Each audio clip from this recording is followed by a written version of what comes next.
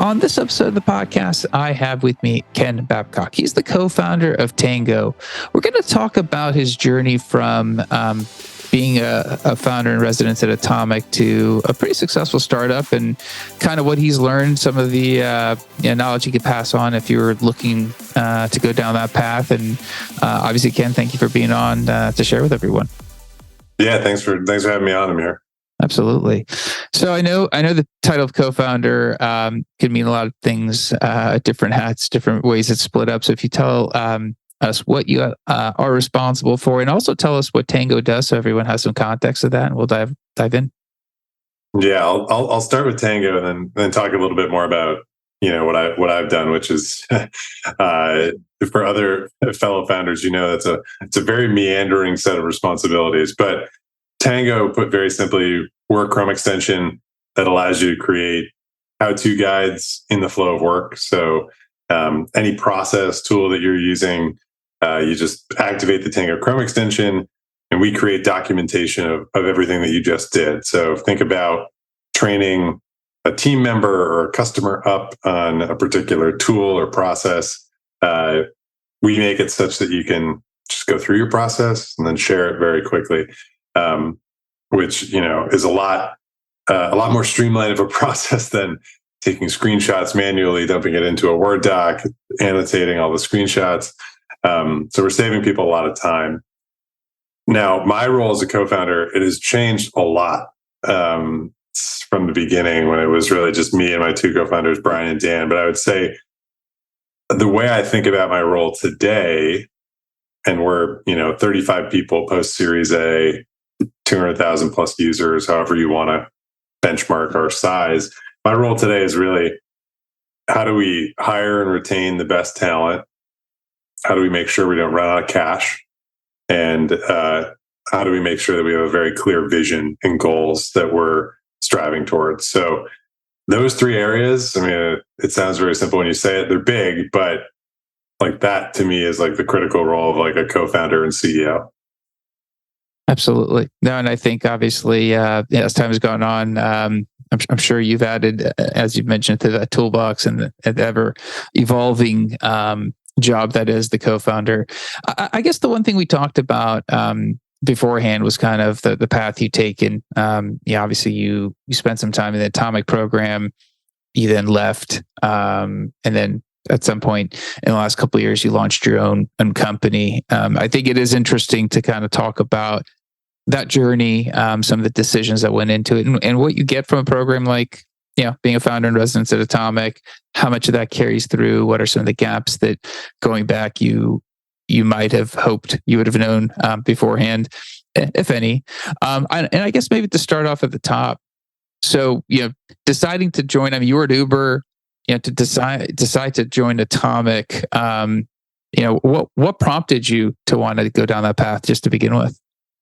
Well, Uber was a really unique experience. I was there for 4.5 years. It was during highs, lows. The highest of highs, growth at all costs. Every week was a record week, to, hashtag delete Uber. And, even my friends kind of being like, you're still there? Like, why are you still there? So that was really challenging. But I think the constant thread throughout my experience there was that the culture was extremely entrepreneurial. If you saw a big enough opportunity or a big enough challenge internally, you could assemble a team around it. You could make that your full-time job, which was really empowering. And so, for me, I had maybe explored a few other opportunities in my last year at Uber. And I just didn't get the sense that a lot of companies had that. I started to realize that was very unique. And it felt like the path for me to be able to recreate that chasing of opportunities, that solving of real challenges, was to go found something myself. And now at that point, I'm 27, 28. I had, quite a bit of like imposter syndrome, where I wasn't confident that I could go be a founder, out the gate. I wasn't just going to drop everything from like a very, at that point, a very stable, reliable job where I was like doing well, getting promoted, having an increase in scope, it was hard for me to think like, okay, well, I'm gonna go to the coffee shop now and just like work on something. And I didn't really have an idea in my back pocket. So that for me made Atomic really attractive, because the idea with Atomic, which is extremely compelling for people like the position that I was in, is that you can come in, you can be that founder in residence, you can have a lot of resources, you can have mentorship, coaching, and there was also just like a roster of ideas that they wanted to explore, and so that to me felt a lot more palatable than just kind of closing up shop at Uber and going to work in the back of a coffee shop. And that's interesting. I think we'll come back to imposter syndrome, because I think that'd be interesting to explore, and kind of comparing where you're at now versus kind of the journey. And I guess when you're at Atomic and you're there, you're absorbing, you have the resources, you have the information. Obviously, you still deep down you wanted to start a business. That's why you joined the program. Was there any point at which you go, "Hey, this sounds a lot better on paper than reality. I'm just nuts. I should go find another job"? I mean, there were definitely some things where, I felt like I wanted to explore a little bit more, maybe with some of the ideas, and I wanted to maybe even like say, hey, this idea is not going to work. Let's move to another one. But we gave it some time, which I credit the Atomic team for that, and just like letting things play out a little bit more, so you had a little bit more confidence in where you were going to go. I do think for me, I learned a ton at Atomic, and I always refer to it as my like founding with training wheels experience. And so there were a lot of things that I didn't have to worry about. They had a recruiting team, a finance team, accounting team, legal team. And, until I started Tango, I didn't really appreciate how significant of a lift that can be. But, I learned, what you need to do when you're starting a company. Like, what are the just like mechanics and administrative procedural tasks? But I did feel a little bit that like I wanted to maybe take a step back and think about, okay, what were the things that I was really passionate about, and like the ideas that I really wanted to explore, as opposed to, executing on ideas that, maybe somebody else wanted to explore. That's actually, that's a good point. And I guess when you're looking at that, you're evaluating. You mentioned, hey, I don't think this is going to work. You got to give it some more time. You're obviously part of the program. They want you to take some of those maybe ideas to carry them forward, see how they do flesh out. When you decide on Tango, I mean, how do you get to that point where you go, you know what, I think this is the one. This is an idea that I want to put that little stake in the ground. I want to give this one a go. Yeah. So maybe articulating the timeline will be helpful for people. So, I was at Atomic from November 2018 through, I think it was like May 2019. So it was brief. And in that time, when I decided to leave, it was really about, I had this opportunity to go to Harvard Business School. And that's ultimately what I decided to do. I mean, definite weighing of trade-offs. But when I got to HBS, I said to myself, okay, this is going to be a time, this is going to be a 2-year program. This is going to be a time for me to really think about what excites me, where do I see problems that need solving, and ultimately, and this is probably the same mental math that every founder goes through, what am I going to see myself dedicating 5 to 7 to 9 years to doing? Right. And that's ultimately like what you have to prepare yourself for as a founder. Like, if things go well, you're doing this for a long time. I mean, obviously if things go well, that's great in and of itself, but you have to kind of like, eat, sleep, breathe everything about your problem space and the solution that you're providing. And if that wavers at all, it's gonna be really hard to keep up the stamina for that long. And so, it was pretty fortunate that I met my co-founders at HBS. I think it was their first day of school. I mean, we had been introduced to mutual friends, and it was sort of a, hey, we think you guys will get along. You should meet up. And the 3 of us did on day one. And that's sort of like, the rest is history. But we all really cared a lot about team performance. We talked about that a ton. And it was thinking about, okay, why does a certain team perform better than others within a team? Why are certain people high performers? Why are certain people not? And like, what's the gap there? And that's really where we honed in on documentation. And we said, for the high performer, it's really hard to share their knowledge. It's cumbersome, takes too long to create that documentation. They get stale really quickly. Business change is rapid, and people's roles change, and the best people usually adapt. And so, how do we create a documentation solution that will allow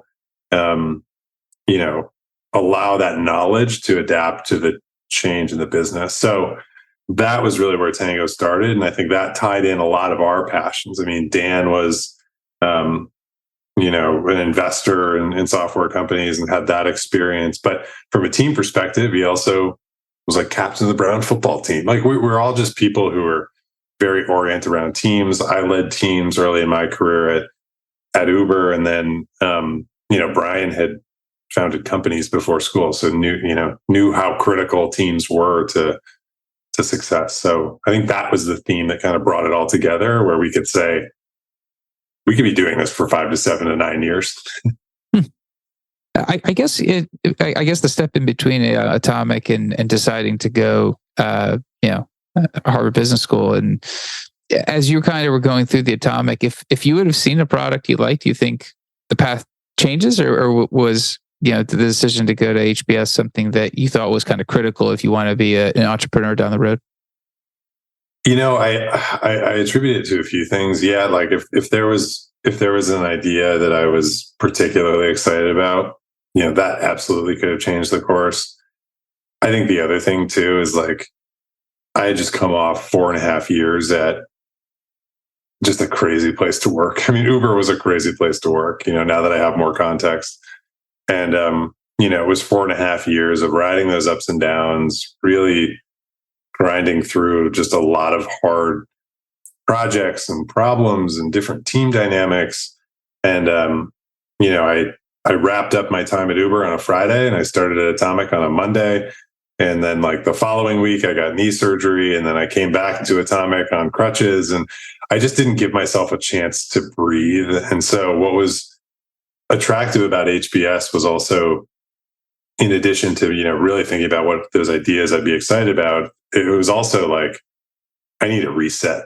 Like I absolutely need a reset. I didn't fully appreciate what it would take to be a founder, even in the Atomic environment where you have so much support and you have so many resources. Like I was burned out. And so, business school was also an opportunity to like get some of that energy back, fill up your cup, as a lot of people say. That's interesting, because I think it's that perspective that you're mentioning, stepping away and being able to decompress, going, from Uber on a Friday to Atomic on a Monday. I mean, I was just listening to that. I'm going, wow, that's got to be a lot of, moving parts to adjust your role, as a individual contributor, to all of a sudden, hey, you're going to open up and absorb all this new context, all this information, to be a founder, all these different, aspects of the business. I guess when you mention imposter syndrome, and people obviously have images of their mind as to what it means to be a founder, and everyone obviously understands it's hard work. I think that's a common theme that we all get as a founder. You're putting in hours because it's yours, right? You're accountable. When you kind of think back to Atomic, taking a step back, starting Tango, when you first start Tango, obviously you have some of the Atomic experience, but when you start Tango, how much of that learning kind of alleviated maybe some of that imposter syndrome, or did you still, have some of that I'm trying to pretend like I'm figuring this out and I don't know? I guess how did that unfold once you started Tango? Yeah, and this is really where I think there was tremendous value in being at HBS and just seeing that community and fellow students.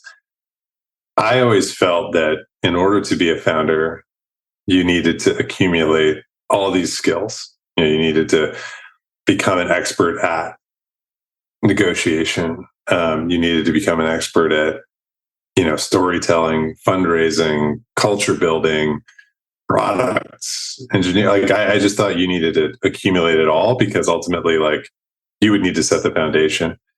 And I think what I learned through HBS and just through the process with Brian and Dan is like, we all had areas where we spiked. We had areas where we were excellent at. For the stuff that we weren't excellent at, we leaned on our networks and we asked people for their time to figure out, okay, hey, we've never done this before. Can you help us just think through what we should be doing? And I think that started alleviating a lot of that imposter syndrome because, what I saw from, fellow or past founders who were my classmates, what they ultimately said was like, the key to success is just admitting what you don't know. If you're trying to like show that you know something, but you really don't, that's going to put yourself in a tricky spot. Like you want to admit what you don't know, seek out guidance, seek out mentorship, advice. I mean, that's why advisors exist. That's why there's so much value in building a network. And that really allowed me to say, you know what, I think we can go do this.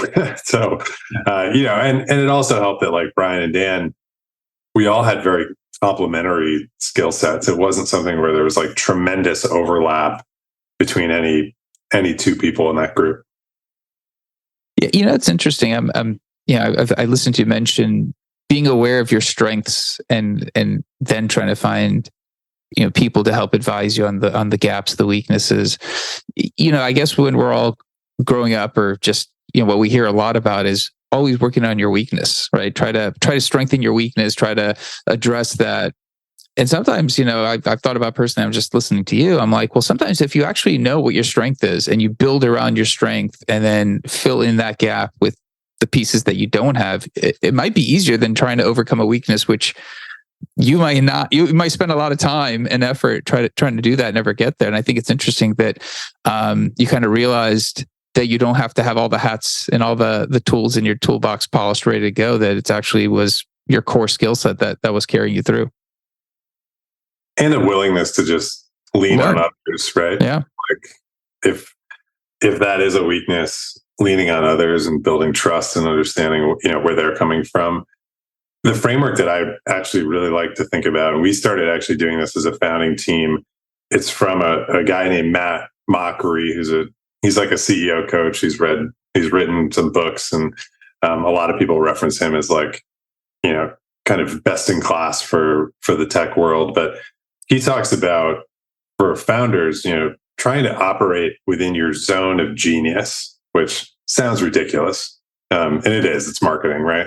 But your zone of genius is really when you look at like kind of a 2x2 matrix, one side being, I am uniquely good at, that's one row, uniquely not, or not good at.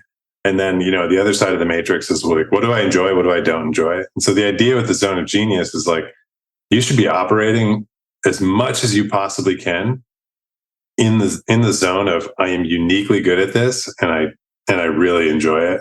And everything else, every other, part of that matrix, there's sort of a prescribed action, right? If there are things that you're uniquely good at, but you don't enjoy, maybe you have to suck it up and take on some of those things. Maybe that's something to delegate, and similarly for the other zones. But we think about that a lot. And I think it goes back to your point on doubling down on strengths. And I don't want to paint the picture that like, I'm not hard on myself. I'm harder on myself than anyone, right? Especially when it comes to weaknesses. But I'm even starting to reframe, double down on your strengths and really focus on that where you can provide value.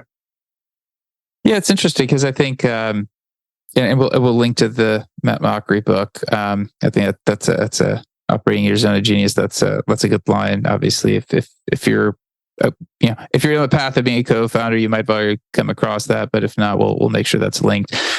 And I guess as you kind of go through, you finished HBS, you met your met your future founders, your business partners there, and as you're seeing the company, I mean, you've been now.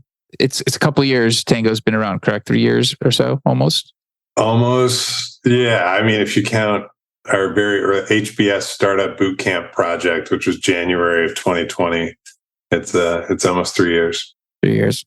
Which, congrats. I mean, that's an accomplishment. I think there's those stats about small businesses and startups, but so I think 3 years is fantastic. But if you're looking at where you're at now, I mean, I guess we're jumping forward a little bit in time in the timeline, but just out of curiosity, and you're looking back on the 3 years, and I guess the course of doubling down. Did you actually try during that process to go tackle some of those weaknesses because you felt you need to be well-rounded? I'm asking because you mentioned, you said you realize now that you don't have to accumulate all those skills to be a founder. You're mentioning doubling down. Did you actually end up trying to solve for the weaknesses, inadvertently because you are, a high performer? Yeah, I mean, of course. I think it is natural, right? Like I think also anyone who grew up playing sports, like you're just, it's ingrained, right? I mean, I grew up playing sports all seasons, and it was always about focusing on your weaknesses.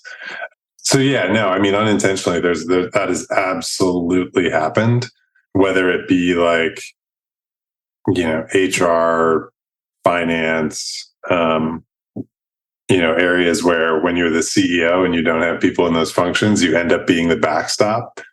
Those are definitely things where I said, oh, you know what? Like, we can maintain our burn and extend our runway if we don't hire these people, and I can just absorb it and like I can figure it out. And that was like pretty naive because there's a lot of nuance there.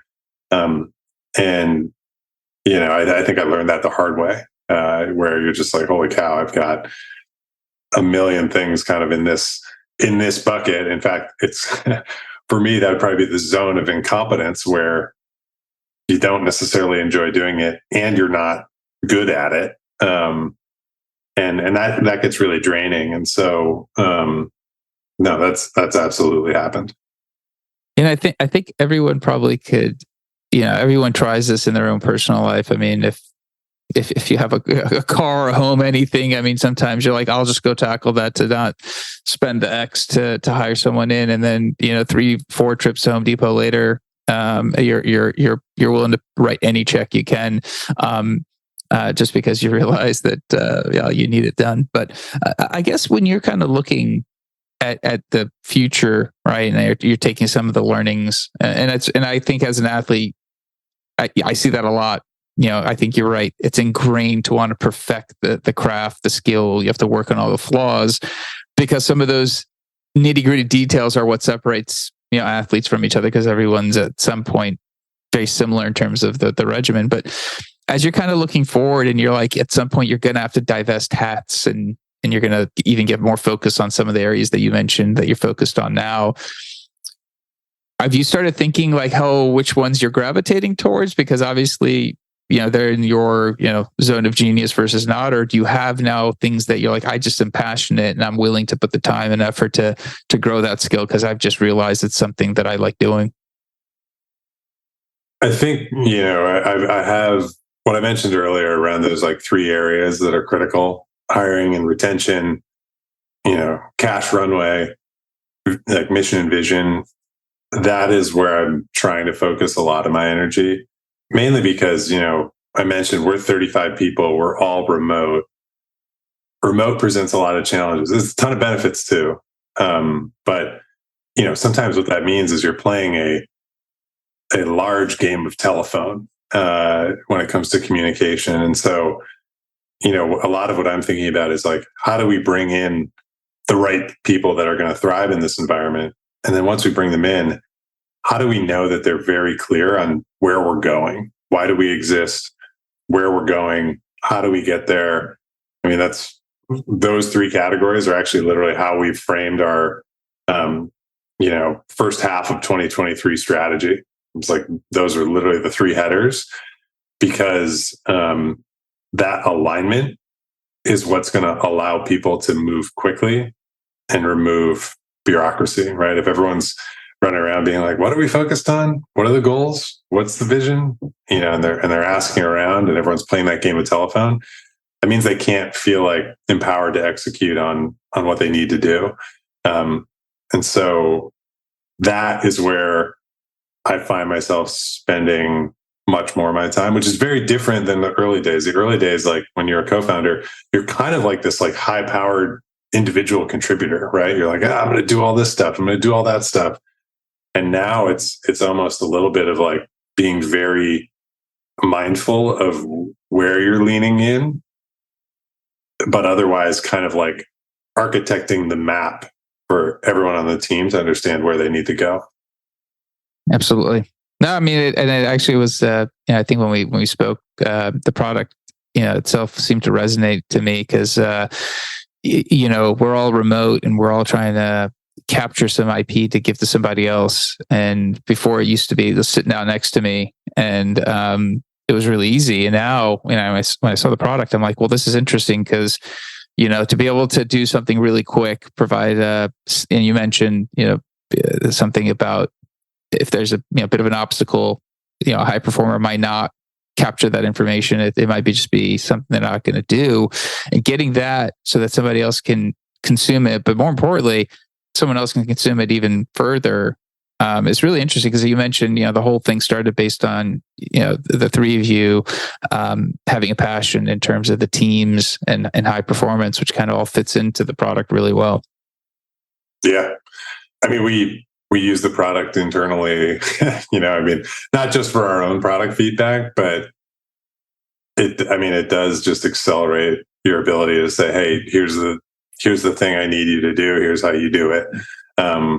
Or even just, helping people get onboarded. My chief of staff has created an unfathomable amount of tangos just to facilitate getting people up to speed, which, I think that also allows people to move quickly. Once you have somebody ramped faster, they can contribute sooner, and that's real value. Absolutely.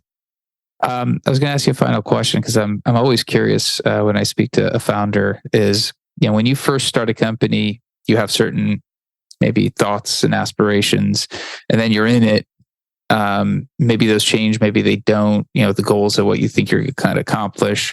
There is some, images of what it means to be a founder and the end goal. But I guess when you compare it to, your initial, startup phase of Tango to now, has like your goals changed as well? Have they been consistent? I mean, obviously the goals of the company is different, but I guess your personal thought of, I'm going to be a founder to do X versus now that you're 3 years in it, you're like, I'm a founder to do, maybe the same thing, or maybe, the goal slightly has changed.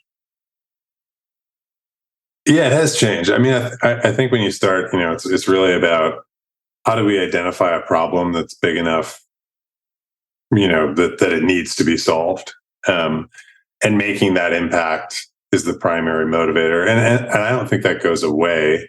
It's still so powerful to see how our customers talk about the time that they're saving, because that's time they can spend to be like more creative in other realms, more strategic on other projects, or even like make sure they make it to family dinner. I mean, all of those things are extremely meaningful and moving. So that kind of remains. But I would say that, a lot of what I enjoy about being an entrepreneur now is mostly about leadership. When you've got a team of 35, these are people that are almost entrusting you with their career, right? And how, observing how motivated they are at work and why they do what they do, and making sure we have mission alignment. So, I think for me now, my goals are more focused on how can I lead a group of highly capable, highly intelligent people towards delivering more impact, right? So it's a little bit more removed from just let's solve the problem. Let's rally a team of people to solve the problem. So that's definitely what I enjoy the most. Awesome. I was going to say, I think your background experience are phenomenal. Great story in terms of, your road to being a founder. So thank you for being on and sharing. I guess I like to ask guests this question because I always get something different, and I'll ask you as well.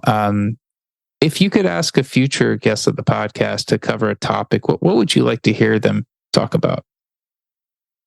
Oh man, I mean, if it's a founder that's a little bit more later stage, I think what I would be curious about is what are these inflection points in terms of your company size where that role changes. I think for me, that change happened probably at 10 people and now at 30 people, where like just feels like you're in a completely different capacity.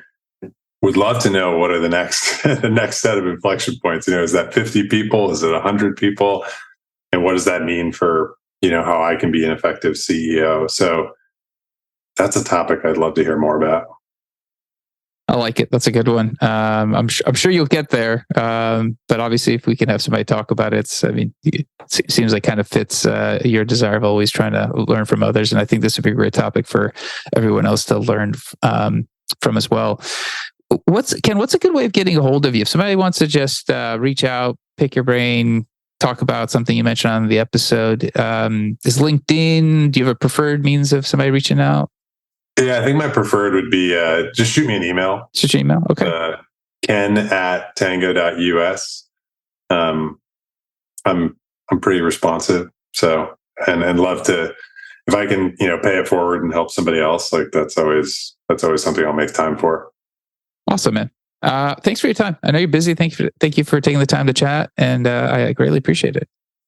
Thanks, Amir. Thanks for having me on. Absolutely. That's it for this episode. Be back again, different guest, different topic. Two things. One, I think Ken has a great, topic that he'd like to hear about. And I think others will like to hear about as well. So if you are a later stage founder, I think talking about how that role evolves as the company has grown would be awesome. Or if you know someone that'd be a good guest, please let me know. Love to have them on. Secondly, if you found the podcast useful, share it with somebody else. Give it a rating. And whatever platform you listen to, that's how we've been growing. So I can't thank everyone enough. Until next time, thank you and goodbye.